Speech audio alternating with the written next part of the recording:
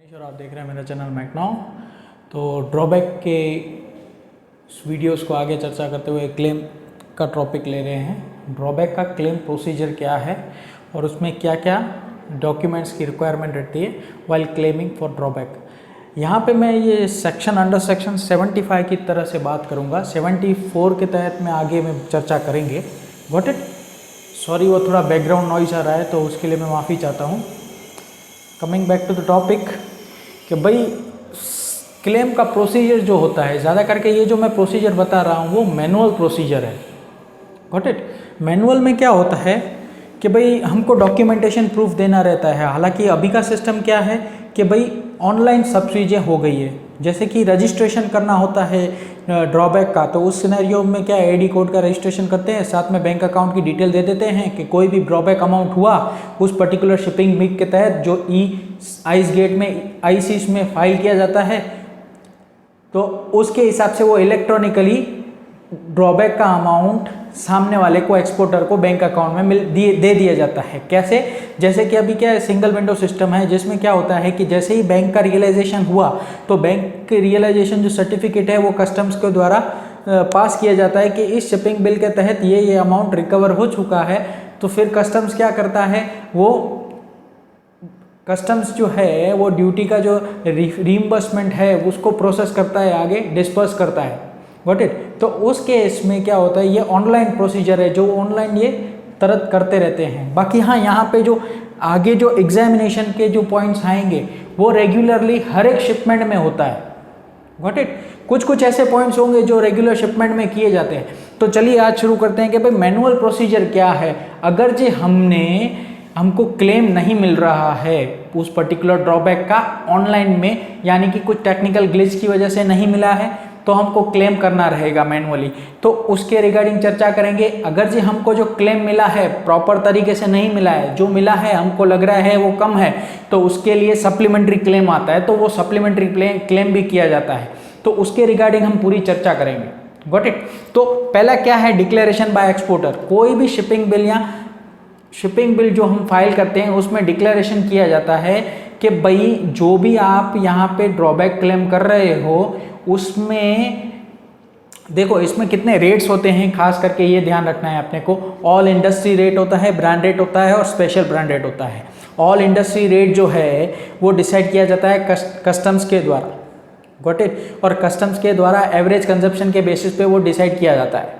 तो उसमें क्या है कि जो शेड्यूल है परफेक्ट ड्रॉबैक का, उसके हिसाब से जब भी शिपिंग बिल फाइल करते हैं तभी हमको बताना रहता है सीएचए को कि भाई उसमें पर्टिकुलर ड्रॉबैक कितना क्लेम कर रहा है उस पर्टिकुलर क्वांटिटी के ऊपर। तो वो क्या करेगा, ऑफिसर आके चेक करेगा, उसको सैंपल के लिए भेजेगा। कुछ उसको लगेगा हाँ भाई इसमें क्या होता है कि 10,000 से ज़्यादा का अमाउंट होता है और 1 लाख से वैल्यू ज़्यादा होती है कंसाइनमेंट की, और 10,000 से ज़्यादा का ड्रॉबैक है, तो उसको अच्छी तरह से वेरीफाई किया जाता है वाइल चेकिंग, मीन्स एग्जामिनेशन करने के टाइम पे। Got it? तो उस सिनेरियो में वो सब चीज़ें चेक करता है, उसके बाद ही वो आगे बढ़ता है। हालांकि यहाँ पे मैं डिक्लेरेशन की बात कर रहा हूँ, तो डिक्लेरेशन कौन करता है? सीएचए करता है on behalf of exporter. Got it? तो ड्यूटी ड्रॉबैक का एक डिक्लेरेशन देना रहता है कि भाई मैं इन सभी नॉर्म्स को एक्सेप्ट करता हूं कि भाई मेरा जो रिक्वायरमेंट आ जाएगा उसके बाद ही ड्रॉबैक का अमाउंट हमको दिया जाना चाहिए, and so on. Got it? ये सिंपल सा एक कंसेप्ट है कि भाई डिक्लेरेशन किया हुआ रहना चाहिए। और दूसरी चीज़ ये है डिक्लेरेशन में कि उसमें ये मेंशन किया जाता है कि आपने जो गुड्स एक्सपोर्ट किए हैं उसमें जो इनपुट्स जो डाले हैं, यानी कि गुड्स जो यूज़ किए हैं वो इम्पोर्टेड गुड्स हैं और उनके ऊपर ही आप ड्रॉबैक क्लेम कर सकते हो। Got it? खास करके ये चीज़ का ध्यान रखिएगा, इंपोर्टेड गुड्स जो हैं उसमें से कुछ ऐसे गुड्स होते हैं जो इंपोर्ट किए गए हैं, उसको फिनिश प्रोडक्ट बना के, उसका यूज़ करके कोई तीसरा प्रोडक्ट बना के वो एक्सपोर्टर एक्सपोर्ट कर रहा है, तो उस सिनेरियो में इनको ड्रॉबैक दिया जाता है बाय कस्टम्स। कस्टम्स का ड्रॉबैक का सिस्टम ये है कि रीइंबर्समेंट ऑफ ड्यूटी है। बहुत जने यूट्यूबर्स ये बोलते हैं कि ये रिफंड ऑफ ड्यूटी है। रिफंड ऑफ ड्यूटी अलग सिनेरियो है। रिफंड में क्या होता है, रिफंड का बेसिक फंडा है जो गवर्नमेंट का ड्यू नहीं है और इंपोर्टर या एक्सपोर्टर ने एक्सेस पे कर दिया है गवर्नमेंट को, यानी कि ड्यूटी का असर्टेन अमाउंट ऑफिसर था, उन्होंने सर्टेन अमाउंट किया सर्टेन और उन्होंने भर दिया, एक्सेस अमाउंट भर दिया, तो उसका वो लायबल है refund. Got it? Vice compare to duty drawback, duty drawback is a reimbursement of duty. Got it? आगे बढ़ते हैं। डिक्लेरेशन हो गया, checking and drawing of samples. 1 lakh से ऊपर का वैल्यू हो और 10,000 से नीचे का कुछ वैल्यू ड्रॉबैक का हो, वैल्यू ड्रॉबैक ऑफ वैल्यू 10,000 से नीचे हो तो सैंपल नहीं लिया जाता। 10,000 से 1 लाख से ऊपर का हो ड्रॉबैक का वैल्यू क्लेम का, तो सैंपल लिया जाता है as prescribed by particular certain officer जो एग्जामिनेशन करने आता है। Got it? उसे उसका पता होता है कि भाई अगर जो रेगुलर बेस पे वो क्या मंथली वैलिडिटी रहती है उस पर्टिकुलर टेस्ट रिपोर्ट की 6 महीने तक। ओके, तो उस सिनेरियो में क्या उसको लगता है कि भाई हाँ मुझे सैंपल के लिए भेजना है तो टेस्ट रिपोर्ट के लिए भेजेगा, नहीं भेजना है तो वो नहीं भेज सकता, वो सेटिस्फाई होता है उस पर्टिकुलर फिजिकली वेरीफाई और एग्जामिनेशन करने के बाद। Got it? फिर क्या है? टेस्टिंग ऑफ सैंपल्स, यानी कि मैंने यहाँ पर बताया कि भाई ड्रॉवल किया उसने, निकाला सैंपल और फिर ये टेस्ट के लिए भेजेगा। कहाँ भेजेगा टेस्ट के लिए?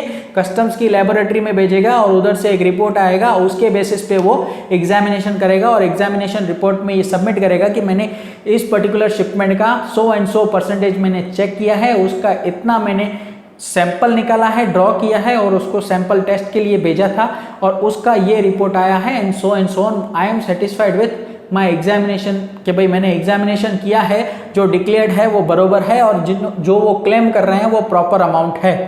Got it? तो ये सैम्पलिंग है, टेस्टिंग है, ठीक है, ये सब चीज़ें जो हैं वाइल अगर ये ऑनलाइन सिस्टम भी है तो भी चेक किया जाता है और ऑफलाइन सिस्टम है यानी कि मैनुअल प्रोसीजर जो मैं बता रहा हूँ उसमें भी चेक किया जाता है। Got it? अभी आते हैं declaration of non availment of CENVAT credit. अभी यहाँ पे ये चीज़ का ध्यान रखा जाता है कि भाई सामने वाला जो एक्सपोर्टर है क्या वो सैनवेट की क्रेडिट ले रहा है कि नहीं ले रहा है। अगर ये ले रहा है तो उसको उस तरीके से ड्रॉबैक दिया जाता है, अगर ये नहीं ले रहा तो उसको उस तरीके से ड्रॉबैक दिया जाता है। Got it? पहले शेड्यूल क्या था? 16 मैं ड्रॉबैक शेड्यूल 2016 की बात कर रहा हूँ, उसमें ए और बी करके स्पेसिमेन दिया जाता था कि अगर ये सैनवेट फैसिलिटी अवेल की गई है यानी कि क्रेडिट आपको सेंट्रल एक्साइज से भी मिला है, गॉट इट, तो सैनवेट की क्रेडिट आपने वहाँ पे भी ली है तो आपको ड्रॉबैक अमाउंट कम दिया जाता है। वाइसा कंपेयर टू अगर ये सैनवेट की क्रेडिट फैसिलिटी आपने नहीं ली है तो आपको वहाँ पे ड्रॉबैक का अमाउंट ज़्यादा दिया जाता है। क्यों? क्योंकि वहाँ पे आपको एक्सपोर्ट को बढ़ावा देने के लिए और ड्यूटी का प्रॉपर तरीके से यूज़ किया जाए। जब भी इन टाइम ऑफ इम्पोर्ट्स जब भी हम ड्यूटी मीन्स गवर्नमेंट लेते हैं तो सामने वही ड्यूटी को वो रीइंबर्स करके एक्सपोर्टर्स को दे देते हैं ताकि उनको एनकरेजमेंट मिले और ज़्यादा से ज़्यादा एक्सपोर्ट हो visa compare to imports. Got it? फिर आते हैं कि भाई एजेंसी कमीशन अलाउएबल कितना है। यहाँ पे क्यों ये मैं मायने रख रहा हूँ, यहाँ पे ड्रॉबैक के क्लेम में यहाँ पे ये देखा जाता है कि कोई शिपमेंट में 12.5% से ऑफ FOB वैल्यू से कमीशन ज़्यादा नहीं होना चाहिए। अगर से ज़्यादा है 12.5% ऑफ FOB वैल्यू से ज़्यादा है कमीशन सामने वाले एजेंट को देने का तो वो भी डिडक्ट किया जाता है FOB वैल्यू में और उसके बाद जो वैल्यू आया उसके ऊपर ड्रॉबैक दिया जाता है। Got it? तो ये हुआ एजेंसी और कमीशन अलाउएबल कितना हुआ।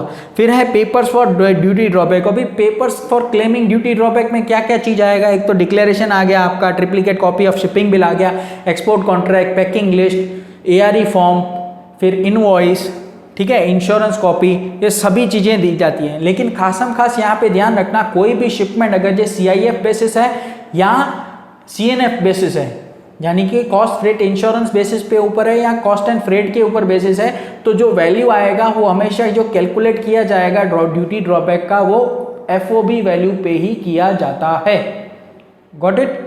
वाइसा कंपेयर टू इम्पोर्ट्स। इम्पोर्ट्स में क्या किया जाता है? जब भी ड्यूटी कैलकुलेट करते हैं तो CIF वैल्यू को ध्यान में रखते हुए अमाउंट कैलकुलेशन किया जाता है ड्यूटी का। ओके, वाइसा कंपेयर टू ड्रॉबैक। ड्रॉबैक में FOB बेसिस पे इनको rate of means duty drawback दिया जाता है। Got it? अभी आते हैं claim and sanction and disbursal. अगर जो यहाँ पे कैलकुलेशन किस हिसाब से बेसिस होती है? FOB वैल्यू के ऊपर बेसिस होती है। अगर जो कुछ डेफिशिएंसी आई क्लेम करने के टाइम पे तो वो ऑफिसर तुरंत ही डेफिशिएंसी मेमो इशू कर देगा विद इन 50 डेज, मीन्स जब भी हमने क्लेम के प्रोसीजर फाइल किया उसके 15 दिन के अंतर्गत हमको वो मेमो इश्यू कर देगा, और हमको जब भी मेमो मिला उसके 30 दिन के अंतर्गत हमको उसको वो फॉर्मेलिटीज प्रोक्योर करनी है, कहाँ से भी वो अरेंज करके उसको देनी है ताकि वो आगे उस पर्टिकुलर प्रोसीजर के ऊपर काम कर सके। Got it. और ये प्रोसेस जो है वो प्रिंसिपल कमिश्नर और असिस्टेंट कमिश्नर के द्वारा एक्सटेंड भी किया जा सकता है वाइसा कंपेयर टू सिचुएशन और सर्कमटेंसेस, जिस हिसाब से हो। ज़्यादा करके तो नहीं किया जाता, बट कभी कभार ऐसा सिचुएशन होता है वहाँ पे कर सकते हैं। Got it. फिर क्या होता है कि क्लेम और सैंक्शन हो गया अच्छे से, ठीक है, उसको एक्नॉलेजमेंट मिल गया, ओके, मीन्स डिस्पर्सल हो गया, मीन्स कहने का मतलब डिस्पर्स हो गया वो फाइल, तो क्या होता है बैंक अकाउंट में एक्सपोर्टर के क्रेडिट किया जाता है वो पर्टिकुलर अमाउंट डायरेक्टली, ओके। फिर अगर जो उसको लगता है कि नहीं ये चीज़ में हमको जो अमाउंट आया वो डिले आया, तो उसके लिए वो फाइट कर सकता है कस्टम्स में, उसको बोल सकता है कि भाई मेरे को interest on delayed payment of duty drawback, और विद इन अ मंथ, लियो के विद इन अ मंथ के अंतर्गत उसको ड्यूटी ड्रॉबैक का अमाउंट मिल जाना चाहिए, ठीक है। लेकिन यहाँ पे शर्त ये है कि पैसा जो है वो तुरंत ही आ गया है और गुड्स जो है बाहर चला गया है आउट ऑफ इंडिया, यानी कि एक्सपोर्ट हो गया है। Got it. ये चीज़ का खासम खास ध्यान रखना है हमने को। फिर क्या होता है payment of duty drawback on provisional basis. अभी प्रोविजनल बेसिस पे भी बहुत तो को दिया जाता है, वहाँ पे क्या कंसिडरेशन होता है कि प्रिंसिपल कमिश्नर या चीफ कमिश्नर को उसको एप्लीकेशन करना पड़ता है कि भाई ये इस पर्टिकुलर ड्यूटी ड्रॉबैक को हम असर्टेन नहीं कर सकते। यानी कि इसमें क्या होता है ब्रांड रेट का जो होता है और स्पेशल ब्रांड रेट होता है, उसमें वैल्यू एविडेंस जो होता है उसको कलेक्ट करने में वो सेंट्रल एक्साइज या जीएसटी हेल्प करेगा, तभी जाके हमको पता चलेगा कि उसके ऊपर उन्होंने किस तरीके से ड्यूटी का इनपुट्स के ऊपर कितना ड्यूटी भरा है, उसके हिसाब से उसको कितना drawback as a brand rate और as a special brand rate दिया जाए। तो उस सिनेरियोस में क्या होता है कि चीफ कमिश्नर और प्रिंसिपल कमिश्नर कभी कभार provisional rate of duty drawback भी दे देते हैं। फिर वाइसा कंपेयर टू अगर जो उसमें क्या होता है कि बहुत सारा में ऐसा होता है कि 1 करोड़ से ज़्यादा का उसका ट्रांजैक्शन हो रहा है रेगुलर बेसिस पे, और उससे कस्टम्स में उसको वो ट्रस्ट है, यानी कि कस्टम्स को पता है कि ये रेगुलर बेसिस पे बंदा कर रहा है, तो इसको प्रोविजनल बेसिस के तौर पे दिया जा सकता है। Got it. ये चीज़ का खासम खास ध्यान रखना। फिर है पेमेंट ऑफ ड्यूटी ड्रॉबैक, वो प्रोविजनली हो गया। Custom officer can investigate the value declare. अभी यहाँ पे वैल्यू डिक्लेरेशन का बहुत बड़ा मीनिंग है यहाँ पे कि कोई भी ऐसे ही कुछ भी वैल्यू नहीं दिखा सकता, यानी कि एक्सपोर्ट का जब भी शिपमेंट जाता है जो असेसिंग ऑफिसर होता है वो खास करके ये चेक करता है कि जो वैल्यू दी हुई है और जो प्रेजेंट मार्केट वैल्यू है उस पर्टिकुलर प्रोडक्ट की क्या वो सेम है कि ज़्यादा है। ओवर वैल्यूएशन भी नहीं होना चाहिए और अंडर वैल्यूएशन भी नहीं होना चाहिए। अगर जो अंडर वैल्यूएशन है तो उसको ड्रॉबैक कम मिलेगा, अगर जो ओवर वैल्यूएशन है तो उसको ड्रॉबैक ज़्यादा दिया जा सकता है। उस केस में उसको वो पर्टिकुलर असेसमेंट इस तरीके से करना है ताकि वो इस पर्टिकुलर चीज़ को असर्टेन कर सके, यानी कि ड्यूटी ड्रॉबैक को असर्टेन कर सके। और साथ ही साथ कुछ प्रोडक्ट्स पे एक्सपोर्ट ड्यूटीज़ भी होता है, तो उस पर्टिकुलर चीज़ को भी वो असेस करके उस हिसाब से शिपिंग बिल को अप्रेस कर सके। Got it. तो ये हुआ आपका वैल्यू जो है उसको अच्छी तरह से इन्वेस्टिगेट कर सकता है। फिर आता है custom officer can not change the rate of duty drawback.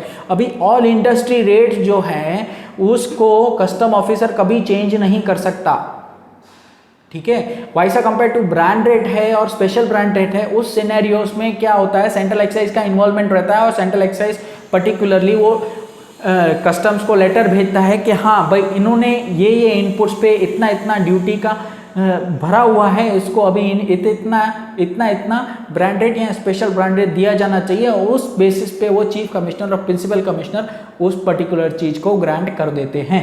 Got it. वो भी सील कवर में जाना चाहिए। कहाँ से? सेंट्रल एक्साइज से पर्टिकुलर डेस्टिन मीन्स जहाँ से वो पोर्ट ऑफ एक्सपोर्ट हो रहा है वहाँ पे कस्टम्स को एड्रेस किया हुआ। Got it. तो वो चीज हो गया। अभी क्या है सप्लीमेंट्री क्लेम कर सकता है ड्यूटी ड्रॉबैक का। अगर जो पर्टिकुलर एक्सपोर्टर को ऐसा लगता है कि नहीं भाई जो हमने ऑल इंडस्ट्री रेट पे मेरे को जो अमाउंट मिला वो मेरे को सेटिस्फाइड नहीं है, उसमें मेरे को जो अमाउंट है वो बहुत कम लग रहा है, क्योंकि जो जिस तरीके से मैंने परचेज किया और जिसका मैंने इनपुट यूज़ किया वहाँ पे मैंने ड्यूटी का जो अमाउंट है वो ज़्यादा भरा हुआ है, तो उसको वो वैल्यू एविडेंस देना पड़ेगा और उस हिसाब से सप्लीमेंट्री क्लेम करना रहेगा with in a month. Got it? और साथ ही साथ वो किसको क्लेम करेगा? असिस्टेंट कमिश्नर को और चीफ कमिश्नर को। असिस्टेंट कमिश्नर को क्लेम करेगा तो उसमें उसको 1000 और 1% of FOB value which ever is less वो देना है एज अ फी। और अगर ये वो चीफ कमिश्नर या प्रिंसिपल कमिश्नर को अप्रोच करके करता है तो वहाँ पे 2000 या 2% of FOB value which ever is less वो उसको एज अ फी देना रहेगा। उसके बाद वो सप्लीमेंट्री क्लेम को प्रोसेस करवा सकता है वहाँ पे। ठीक है, तो वो सिनेरियोज को हमको ध्यान रखना है कि सप्लीमेंट्री क्लेम भी इस पर्टिकुलर में होता है। हालांकि ये पूरा मैनुअल प्रोसेस है, तो अगर जो मैनुअल प्रोसेस में भी उसको सेटिस्फाई नहीं हो रहा है तो वो चीज़ सप्लीमेंट्री में जा सकता है कि भाई नहीं, मेरे को अभी अच्छे से क्लेम करना है, ये पर्टिकुलर चीज़ में आपने जो दिया है वो उससे बरोबर सहमत नहीं हूँ। यानी कि जो भी ऑनलाइन जो सिस्टम होता है ना उसमें तो डायरेक्ट दे दिया जाता है, ओके। बट ऑनलाइन में भी कभी कभार क्या होता है, कोई टेक्निकल ग्लिच की वजह से कोई शिपिंग बिल का अमाउंट रिफ्लेक्ट नहीं होता है, बैंक अकाउंट में आता नहीं है, तो उस सिनेरियो में इस तरीके से प्रोसेस किया जाता है। दूसरी बात, गॉट इट? समझ गए मेरी बात? तो अगर जो वो सिनेरियोज में ये खरा नहीं उतरता है तो सप्लीमेंट्री क्लेम भी कर सकता है कि भाई आपने मेरे को जितना दिया मैं उससे सहमत नहीं हूँ, मेरे को वो समझ में नहीं आ रहा है, जो असर्टेन आपने वैल्यू की है वो बरोबर नहीं है, तो उसके हिसाब से वो सप्लीमेंट्री क्लेम कर सकता है। Got it? फिर आते हैं interest payment if drawback paid is late. अगर जो ड्रॉबैक का अमाउंट लेट पेमेंट करता है, ठीक है, विद इन 30 डेज के अंतर्गत आ जाना चाहिए, अगर जो नहीं आता तो उसमें इंटरेस्ट दिया जाता है कस्टम्स के द्वारा। किनको? एक्सपोर्टर्स को। तो वो रेट ऑफ इंटरेस्ट होता है 10 से लेके 30% के बीच में होता है एज प्रिस्क्राइब्ड बाय कस्टम्स। ठीक है, बट ज़्यादा करके under section 75 of custom act 75 of customs act के तहत वहाँ पे क्या है, 8% एक प्रिस्क्राइब्ड है। 31/5/2002 के टाइम से ही 8% तो बेसिकली दिया जाता है। Got it? यहाँ पे ये चीज़ हो गई। अभी क्या है कि ड्रॉबैक का क्लेम कर सकता है कोई बंदा जब ये एक्सपोर्ट बाय पोस्ट कर रहा हो, यानी कि यहाँ पे ये चीज़ का खासम खास ध्यान रखिएगा, एक्सपोर्ट बाय पोस्ट कर रहा हो क्या बाय एयर कर रहा हो, तो वहाँ पे हमको ये ध्यान रखना है कि जो वैल्यू है वो 50 से ऊपर होनी चाहिए और हर एक शिपमेंट में 500 से अमाउंट ज़्यादा होना चाहिए, तभी वो क्लेम करेगा और सामने उसको वो चीज़ मिलेगा उसके अकाउंट में। Got it? ये चीज़ में खासम खास ध्यान रखना। तो ये हो गया अपना duty drawback when export claim is for post और FOB basis on by dispatch through air, means air में भी करेगा तो उसको उस हिसाब से मिलेगा। हाँ, ड्यूटी ड्रॉबैक तभी भी दिया जाता है जब भी कोई फॉरेनर टूरिस्ट आता है और वो पेमेंट कैश में करता है किसी को, मीन्स मर्चेंट को, जो भी ओनर्स होते हैं, शॉप ओनर्स, उनको। तो उस सिनेरियो में क्या होता है कि भाई पर्टिकुलर डेली टू डेली उन जो भी शॉपकीपर्स हैं उनको क्या होता है कि फॉरेन एक्सचेंज जो आता है उनके हाथ में, उनको तुरंत ही दूसरे या तीसरे दिन उनको बैंक में डिपॉजिट करना रहता है और उनको बताना रहता है कि भाई ये पर्टिकुलर प्रोडक्ट मैंने सेल किया, यानी कि सेल्स इनवॉइस बताना रहता है और उसके बेसिस पे वो क्लेम भी फाइल कर सकते हैं ड्रॉबैक का। Got it? समझ में आ रहा है मैं क्या बोलना चाह रहा हूँ? और लास्ट बट लीस्ट ये है कि कस्टम में ड्यूटी ड्रॉबैक तभी भी दिया जाता है जब भी कस्टम ड्यूटी जो है पूरा का पूरा कैश में दिया गया हो और सामने स्क्रिप्ट यूज़ किया गया हो। क्रेडिट स्क्रिप्ट जो होता है, जैसे कि MIS है, रोस्टल है, रोडेप है, वो पर्टिकुलर स्कीम्स हैं, तो उसके तहत अगर जे वो अमाउंट पे नहीं करता, यानी कि MEIS और रोडेप और रोस्टल में क्या होता है कि आप वो ड्यूटी का अमाउंट वो उसमें एडजस्ट करवाते हैं स्क्रिप्ट में, तो तभी भी ड्रॉबैक क्लेम किया जा सकता है उस पर्टिकुलर सिनेरियो में। Got it? तो ये था सिंपल सा तरीका, मैनुअल तरीका। अगर जो मैनुअल में भी उसको सेटिस्फेक्शन नहीं मिल रहा है, जैसे कि ऑनलाइन किया तो ऑनलाइन उसको नहीं आ रहा है ड्रॉबैक, तो ये मैनुअल तरीके से उसको जा सकता है। हालांकि टेस्टिंग और सैम्पलिंग जो होता है वो सभी, असेसमेंट जो होता है, असेसमेंट पार्ट यहाँ पे जो भी आएगा वैल्यूएशन का वो तुरंत ही चेक किया जाता है, जैसे कि एग्जामिनेशन करेगा, असेसमेंट करेगा तभी। Got it? उसके बाद का जो बाकी का जो प्रोसेस है वो मैनुअली किया जाता है डॉक्यूमेंट्स के बेसिस पे। Got it. और अगर जैसे समझ में नहीं आ रहा है, उसको कम लग रहा है एक्सपोर्टर को, तो वो सप्लीमेंट्री क्लेम कर सकता है। बाकी तो चीज़ें मैंने आपको यहाँ पे कवर अप कर दी। होप ये वीडियो अच्छा लगा हो तो लाइक शेयर सब्सक्राइब करना मत भूलिए। फिर मिलते हैं नेक्स्ट वीडियो में। Until then keep watching my channel. Bye bye.